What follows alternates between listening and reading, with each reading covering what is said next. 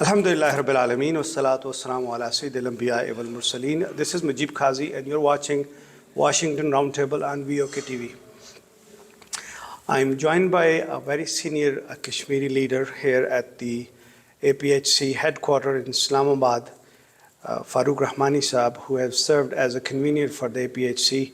He is an author, a senior leader, have seen the movement from inside out. Today we are going to discuss about the organized extermination of people of Kashmir, their identity, their culture, and one thing that Rahmani Sahab has alluded to our discussion before this interview was very intriguing, that we have been fighting for the freedom of Kashmir, but now what India has done to us, we are about to lose our identity following our faith, Islam.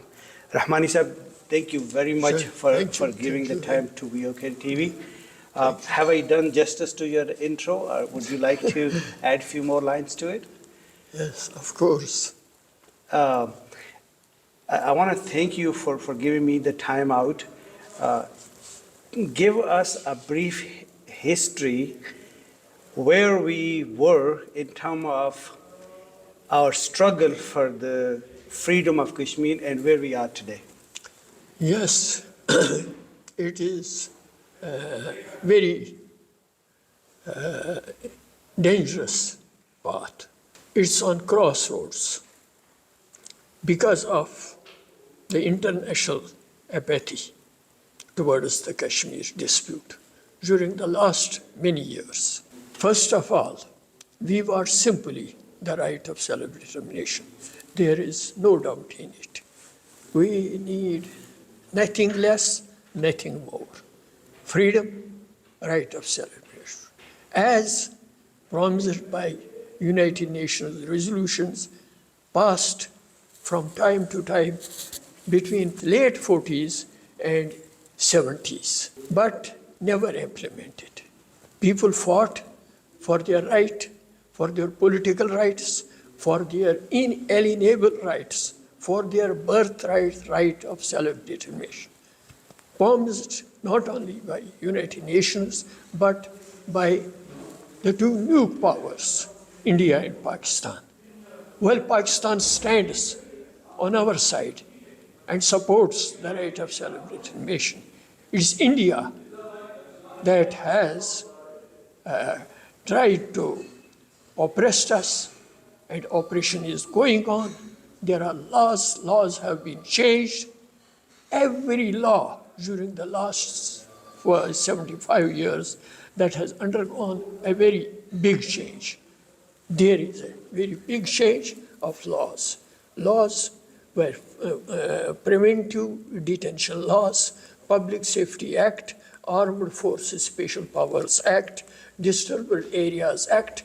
All these laws have been made more harsh than ever.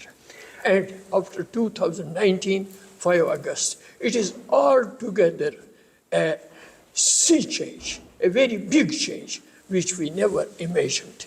And that is the dismemberment of the state. And it is merging with this India and making it a part of the Indian Union territory. मैं ये पूछना चाह रहा हूँ, मेरा जो सबसे बड़ा कंसर्न है वो ये है कि how long do we have to wait before the extermination of the youth and the people of Kashmir? And here is the reason why I'm saying this. The religion has been attacked by issuing domiciles to the non-Kashmiris, about 2.1 million. 40% unemployment in Kashmir, making them depending. It was time when the economy was thriving in Kashmir. People have their own fruit orchard, people have their own crops, people have their own businesses, industries. That has gone down. Where are we heading and what APHC is doing to undo that? APHC is a symbol of struggle, and struggle continues. No matter what happens.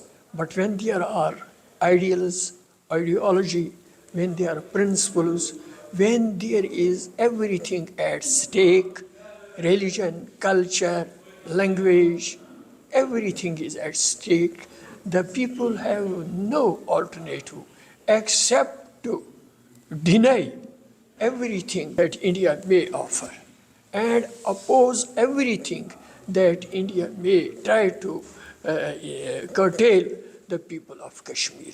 We have no alternative except to struggle. And just struggle, it is the right to survival. Life is in danger. Rights of life and death, right of religion, right of going from one part of Kashmir to another part, from walking from one end to another end, everything has banned, but there is no alternative but to stand in favor of in favor of our political rights, the right of self-determination. There is no alternative.